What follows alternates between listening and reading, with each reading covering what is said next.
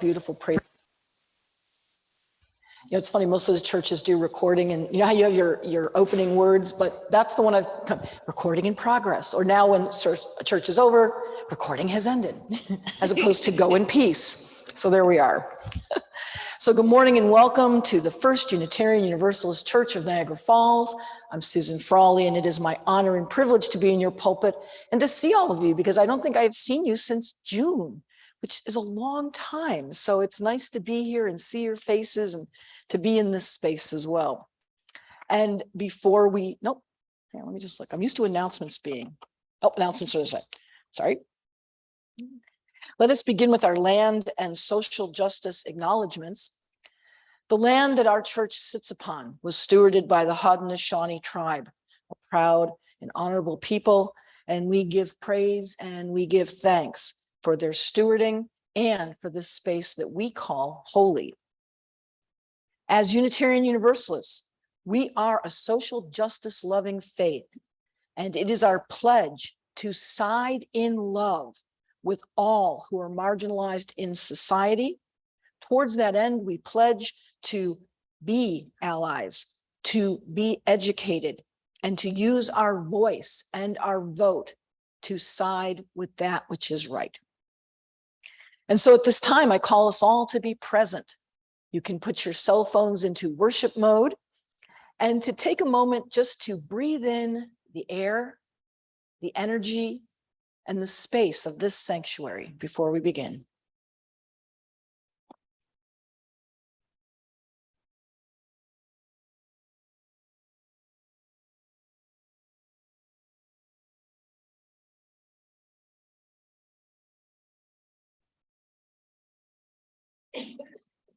Our opening words this morning come from poet Lisa Buscombe, and this is entitled, Your September Reminder. This month, I want you to remember that it's never too late.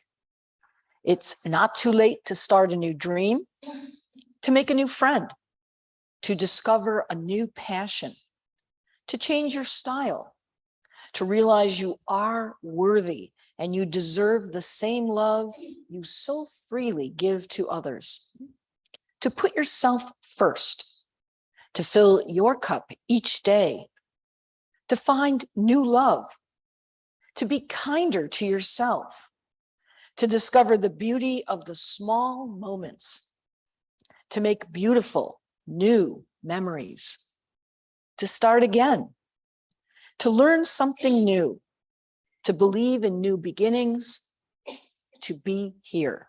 And these are the words of Lisa Buscombe. And so now I invite you to find our chalice lighting words, which are in our order of service, and to read together as I light our chalice.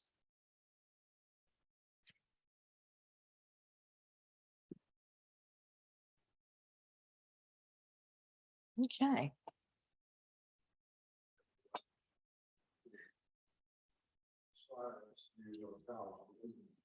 Not to harm, to help, and not to hinder, to bless and not to curse, to serve you, Spirit of freedom. Thank you, Peter, for helping to go along as I was trying to figure out how to light it when I couldn't find the matches. And so I invite you to find hymn 360. This may be a newer song if you haven't heard it, but it fits into today's theme. Patty will play it through for us once, and then I invite you to rise in body or spirit as you be willing or able and sing together in this song. The melody will sound a bit familiar.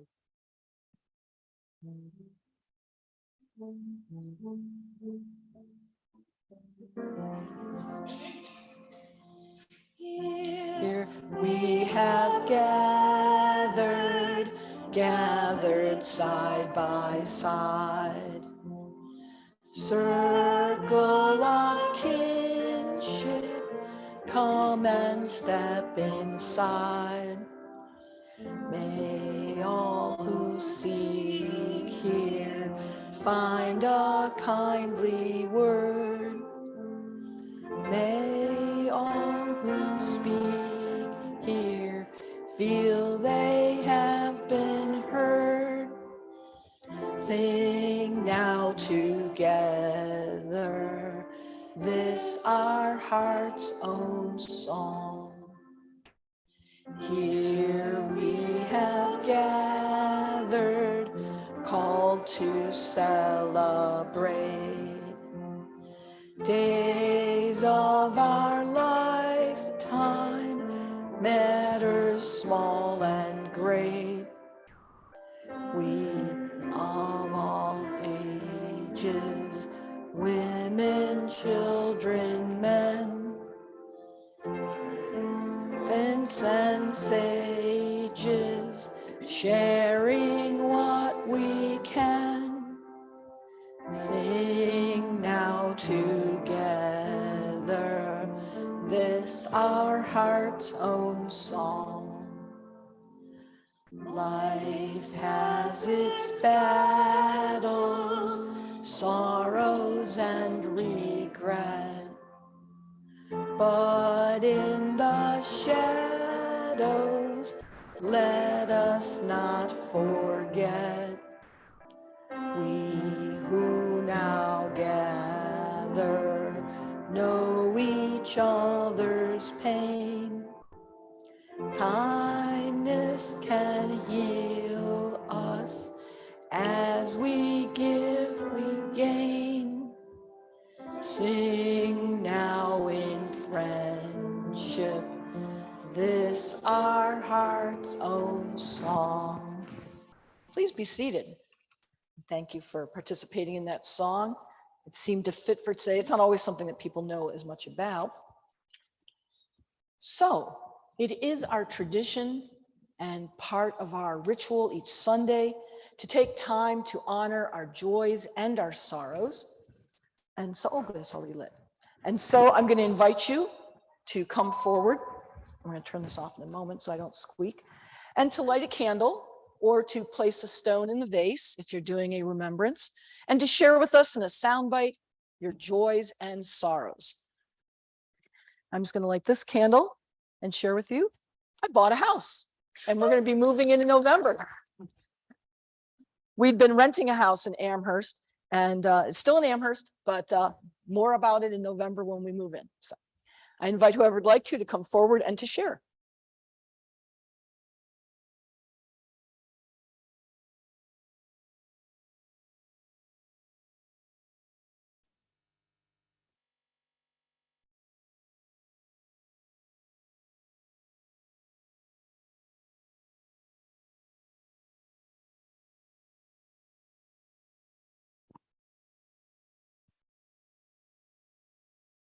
Last night, I was privileged, that's how I feel about it, to attend my 60th high school reunion. I'm a graduate of LaSalle Senior High School in Niagara Falls, 1962. And I was particularly happy because there are many people that I knew from high school, but I was close with two of the people I was close friends with. And the one I hadn't seen since we graduated, Sandra Mangson. We had a chance to sit and talk, and it really was a special event. And Sandra, in fact, had kind of hoped she might stop by. She's living in Bennington, Vermont, and when she moved there, she found that a great way to connect and be with others that think like her was a UU fellowship. But she was going on to Canada, and she didn't think really this time, her schedule would allow, but she has family in Canada, and I do hope she will stop and visit with us. But it was this very special occasion, and I'm grateful for the people who took the time to plan it. Anyone else?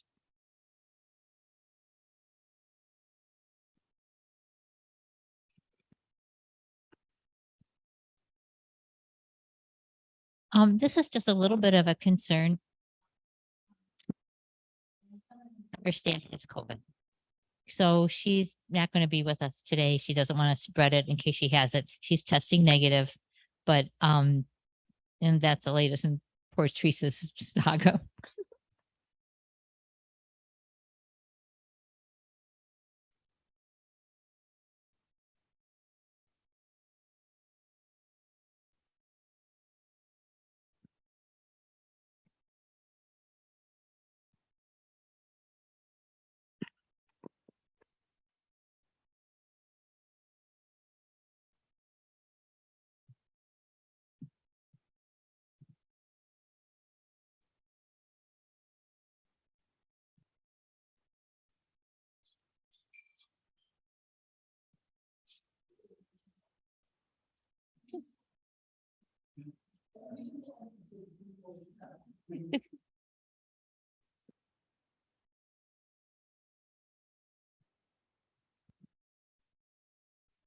I didn't have one, but it just occurred to me yesterday.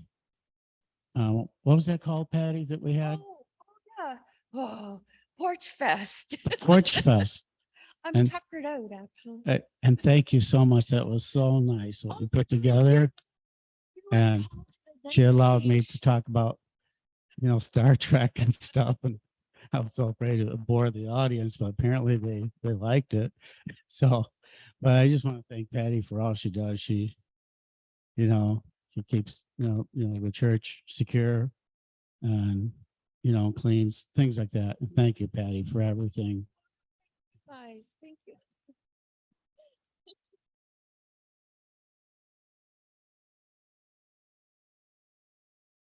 Though we had to scream at the top of our lungs over the biker gang that went by, the ATVs dragging up and down the street, and the helicopters.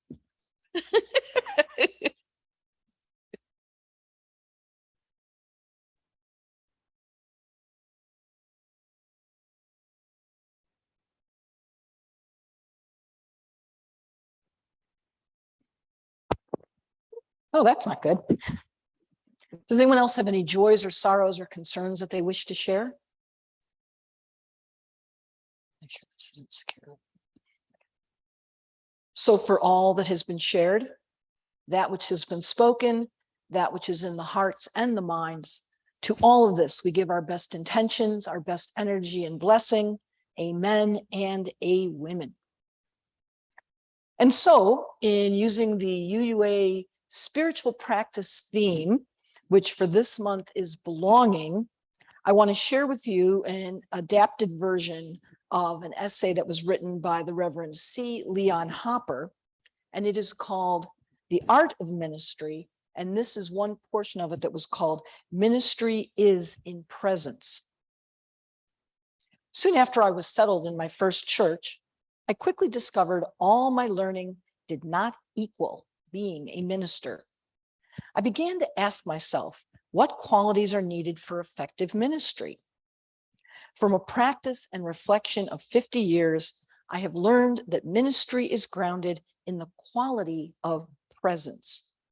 Without a presence to persons, without presence to the moment, without congruity between self, word, and action, without authenticity, ministry can neither be nor become. This insight came early in my ministry in Petersham, Massachusetts, a hilltop town with a population of 850 and a classic first church, the First Congregational Parish Unitarian. After a year in the town, I thought I knew every road and every house. But on one wild and stormy Sunday afternoon, I received a call from a person I did not know. She was not associated with the church or with any church that I knew of. But from the other end of the line, I heard a plea. My mother is dying. She is restless, agitated. The doctor can't do anything. Will you come now? Yes, I replied. For what other answer could I give? I asked for the location of their home, and I thought that that location was a house I considered to be vacant. The wind and sleet made the road slippery, and did not help the queasy feeling that was churning between my heart and my stomach. All the way there, I continued to wonder, if the doctor couldn't do anything, what in heaven's name could a young, inexperienced minister do? Greeted at the door, I quickly realized that the mother was not the only anxious person that was there. I was ushered to her bedside, and I saw that the mother was not just agitated, she was delirious, incoherent, and there were probably a few dozen family members who were gathered there as well. In that small space, it felt like 100. There they were in that darkened room, waiting for the pastor to do something, to intervene, to make it all go away.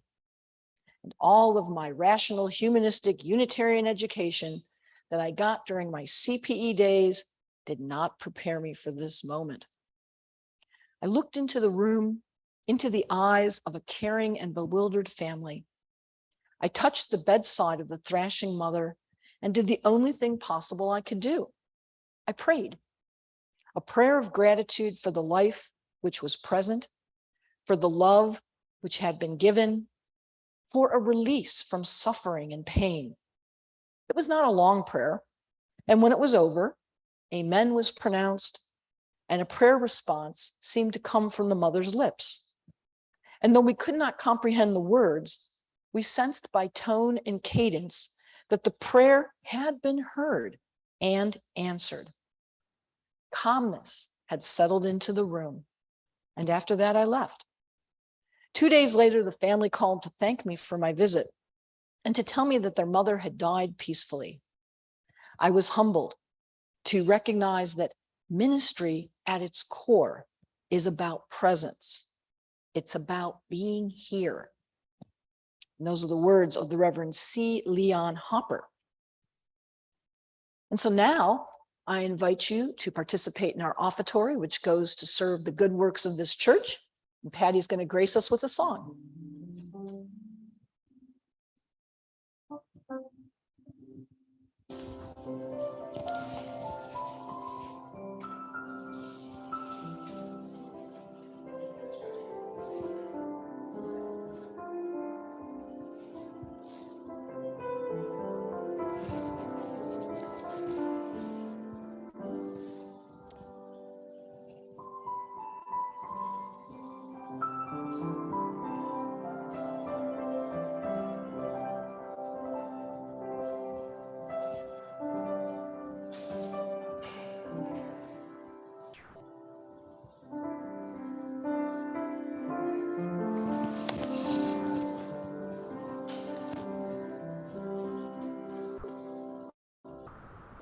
Spirit of life, come unto me.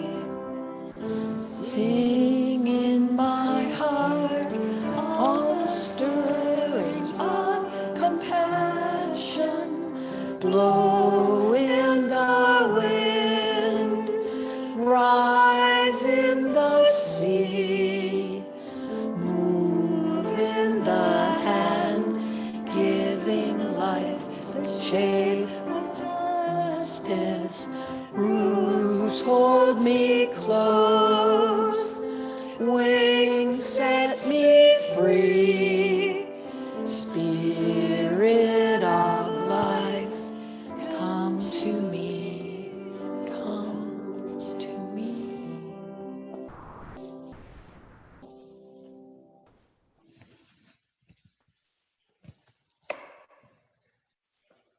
Here we are, all together as we sing our song joyfully. Here we are, joined together as we pray will always be.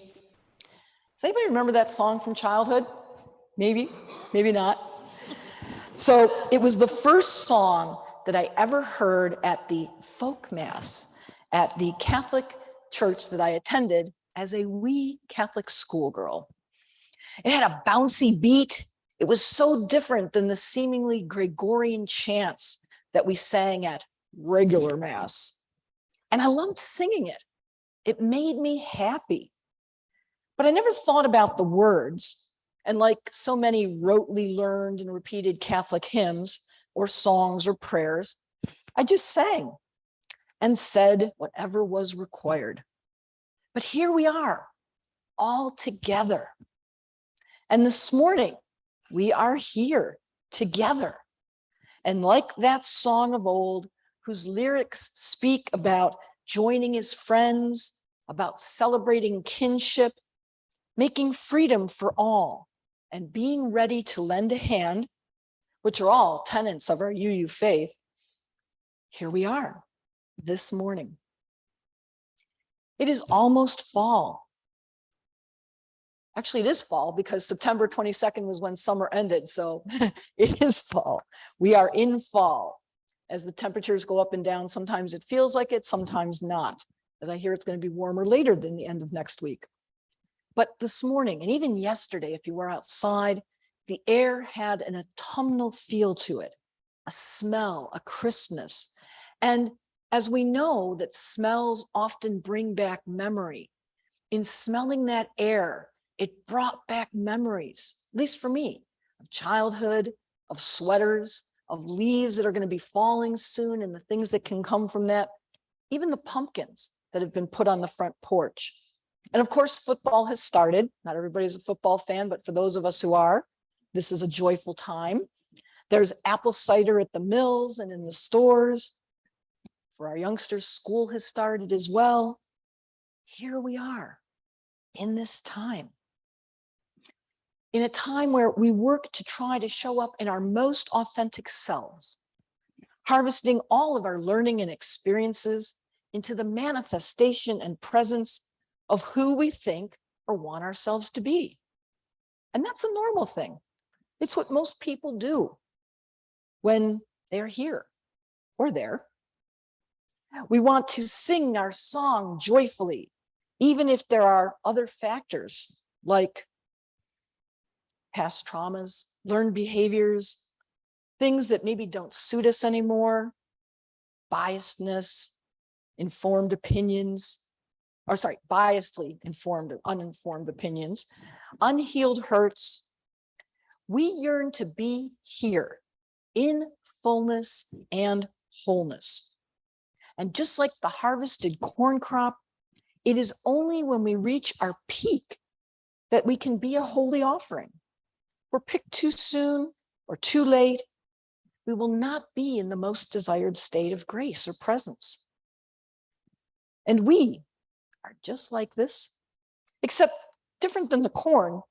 We have a redemption and a recycle mode that corn does not have. Our moment of harvest is not infinite, and we can enter into ongoing cycles of growth that assist us in being here and being now. In the Jewish faith, this evening, tomorrow, and the day after, they will be entering into the time of Rosh Hashanah. And this is the beginning of the Jewish New Year. Working up to this time was a time of awe, where people were taking inventory of themselves, much like a harvest, and looking at what have we learned, what do we need to do better, what do we need to go forward. In the Jewish tradition, this time period also opens the book of life. So from the beginning of Rosh Hashanah, which is this evening, until the last moments of Yom Kippur, the hope is that all of the learning that has been received and all of the amends that will be made build up to being able to have one's name in the book of life. This is an important time for that group, but then there are other faith groups that also use this harvesting time, this season, to take inventory, to look at themselves, and also to measure up that aspect of belonging, which in the spiritual theme that we heard from Reverend Hopper, it really comes down to presence, how we put our presence with others. In that song that I sang so badly for you, and my apologies for that, they always used to say, if you can't sing good, sing loud, and I took that to heart. But that song mentions, as we pray, we will always be. And it seemed to be as much about joining together, belonging in community, in covenant of faith, as opposed to the binding of purpose that songs, prayers might indicate that we would be tied into. It was about joy. It was about giving freely. And I thought a lot about that line, especially in the view of being a Unitarian Universalist at this time, as opposed to when I was a Catholic schoolgirl. And I really wanted to examine that. In Reverend Hopper's story today, he talked about the spiritual practice moment, again, of presence, and reminded us to think about our presence as well, about here we are. He was gathered and was brought to be into a belonging of impending death, not knowing what to do or how to be. And yet, as they prayed, they will always be in that story. It was in connection, in support, and in attendance to the privilege of that final walk with their loved one, in the making of moments and of memories. And as they prayed, they will always be. And that was the memory that they also then shared with the Reverend when they gave thanks for his presence. But how do we hold what we are, who we are, how we are here today, whether it's in our minds, our thoughts, our soul, spirit, heart, guts? What life lessons and blessings and challenges inform the lens of sight for here we are, when we say that or when we think that? It is a personal inventory and a reflection. It's not one that needs public confessions or flagellation. And I want to invite you this week to think, when we are not here, about what being in this space today and all the energies and histories that have been brought here today, either with you or with the others gathered, means for you. Because as you will gather again, as you will be here, that will come again as well. And just like rethinking about the lyrics of songs from childhood, this is a thought that I'd like you to take with you through the week. When you are here, wherever here is at any given moment, what is informing you? How are you seeing that moment? What pieces of your origins and roots and history help you to understand or maybe get in the way of being fully present? And being present is an ongoing exercise. It's not something that we all do easily. I certainly don't. There's times that I'm present, but my mind is somewhere else. And I later have to remember and say, oh, what did I miss when I was there? But my brain was not really there. That insight and that awareness helps in the bonding and the greater sense of community and commitment, at least for me, as I try to be present on a Sunday in the sanctuary, as I'm either giving the sermon or when I'm gathered as part of the congregation. It is the siren call, the modus operandi, the essence of why I wake up on a Sunday morning and try to get myself to church. And my hope is that it is the same for you. There is something that calls, something that invites you internally to be present, to be here. And the more in touch and the more in tune that we are with this, the more the grace of experience, that gift of presence and being here, will be a part of our lives. And now my favorite part, talk back. So this is an opportunity for the theme of today, be it the sermon, be it the reading, for you to share back your thoughts, your ideas, your reflections, or even memories as we were speaking. And so I invite you to share and talk back.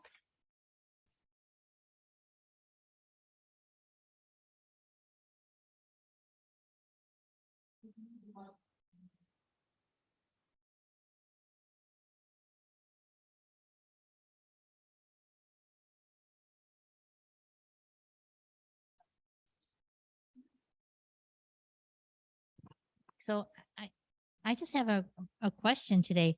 I have a friend who's Jewish that I do volunteer with at the senior center.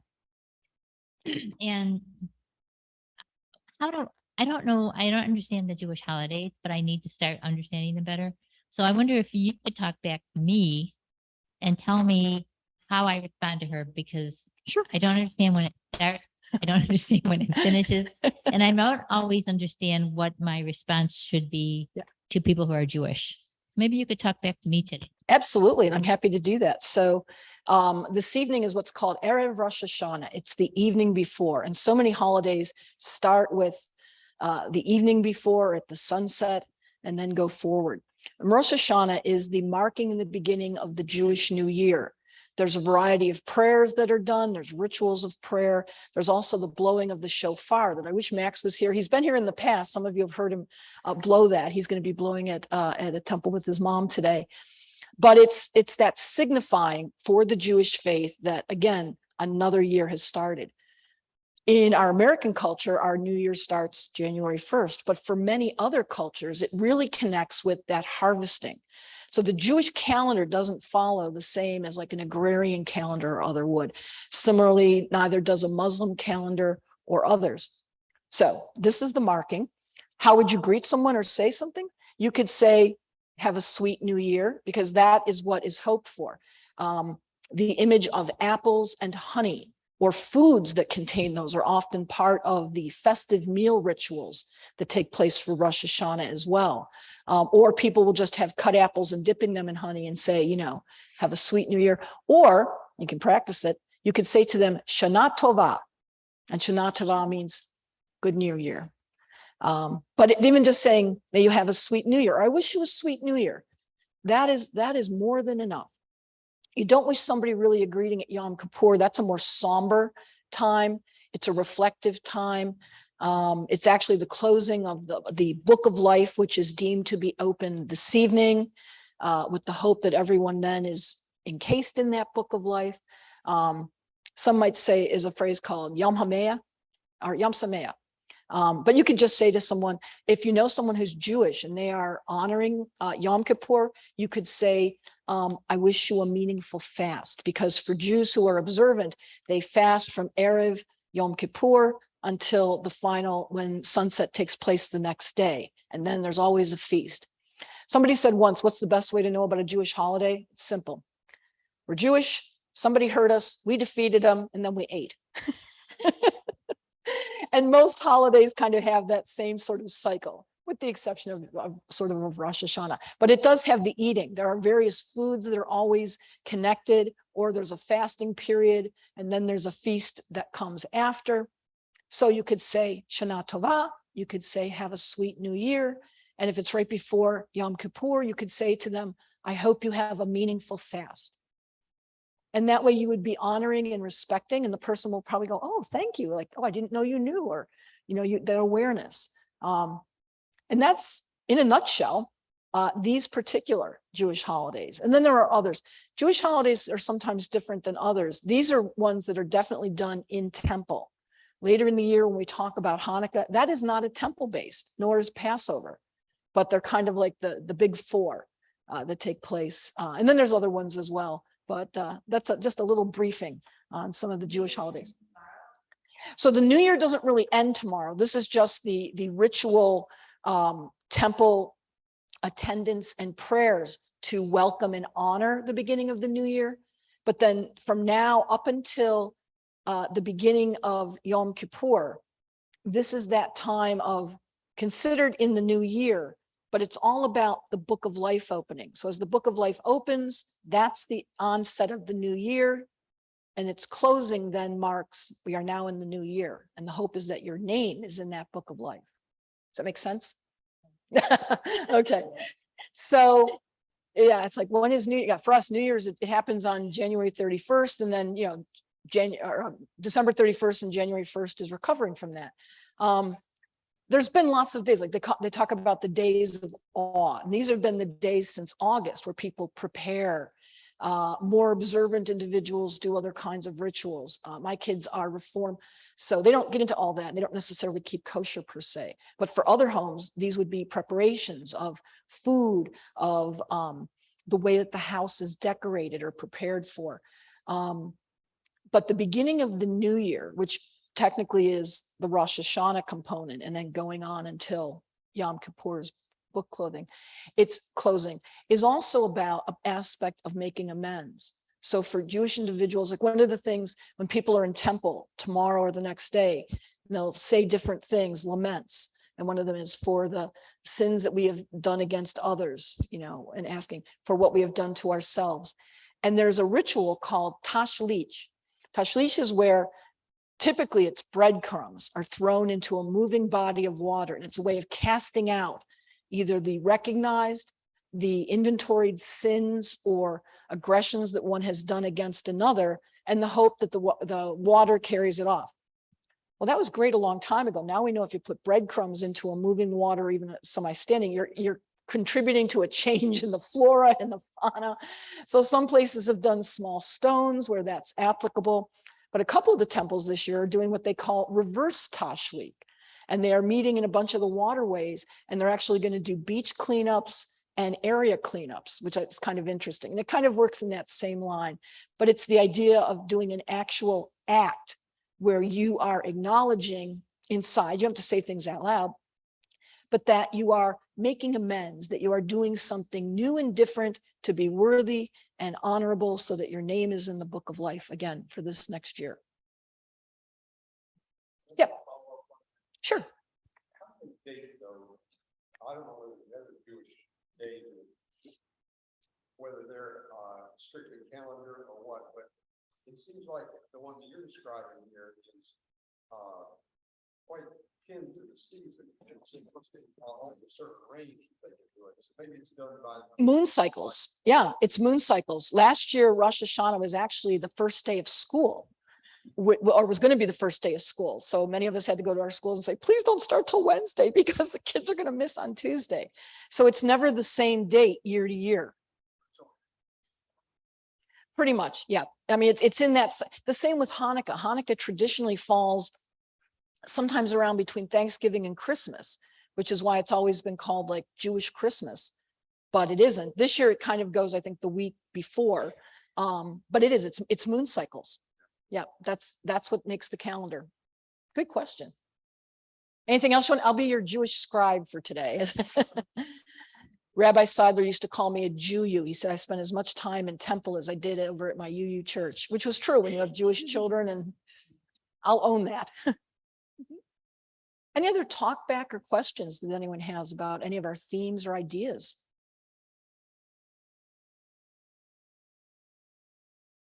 You're all waiting for potluck and going to the Bills, I know. Or watching them on TV, hopefully today, squishing the fish. But thank you for the questions, for the inquiries, for the comments, because as I always say, it's a way for you to share with each other in community, but it is also a way to minister to me, and that always makes me grateful. So thank you.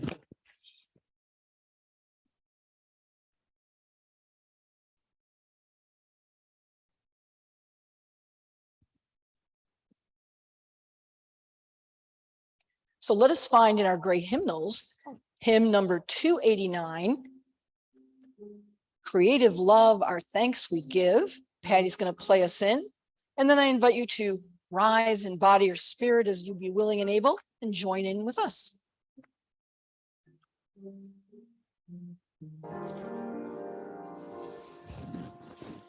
Creative love, thanks we give, that this our world is incomplete, that struggle greets our will to live, that work awaits our hands and feet, that we are not. Sorry. That's okay, we'll do a new song. Finger flubby. That we are not yet fully wise, that we are in the making still, as friends who share one enterprise and strive to blend nature's will. But though the future long delay, and still with fault we hope, it gives us that for which to pray, a field of toil and faith for hope. Since what we choose is what we are, and what we love we yet shall be. The goal may ever shine afar, the will to.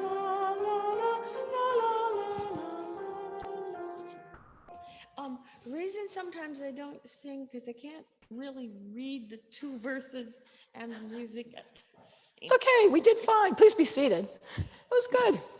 It's an exercise, it's all good. So it is announcements time. If anyone has announcements for the good of the congregation or community, at this time, please share. I believe we have a board meeting after coffee hour. Yes, we do. Anything else going on that anyone wishes to share or let people know about?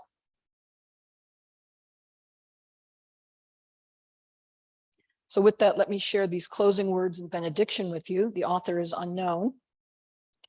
O God of creation, you have blessed us with the changing of the seasons. As we welcome the autumn months, may the earlier setting of the sun remind us to take time to rest. May the brilliant colors of the leaves remind us of the wonder of your creation.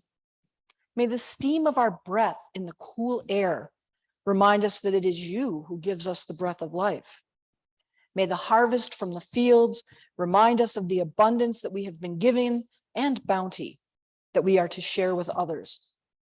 May the dying of summer's spirit remind us of the great promise that death is temporary and life is eternal. Here we are. We praise you for your goodness forever and ever. And so we will extinguish our chalice, and I invite you to read our chalice extinguishing words together. We extinguish this chalice, but not the light of truth, the warmth of community, or the fire of commitment. These we carry in our hearts until we are together again. And Patty's going to grace us with more music. Well, I just found. Or not. I just found something. It says up here, Shabbat Shalom. What is that? Shabbat Shalom is reading on Friday. So Shabbat is Friday evening. Everything stops reading the Orthodox from sunset to sunset. Well, it's right here. I don't. It's on 2:14. Shabbat Shalom, Shabbat Shabbat, Shabbat Shabbat Shalom. Shabbat Shabbat, Shabbat Shabbat Shalom. Shabbat Shalom, Shabbat Shalom, Shabbat Shabbat, Shabbat Shabbat Shalom. And then sometimes in the temple, because it's usually the last song on Friday in the temple, when they go this, Shabbat Shalom.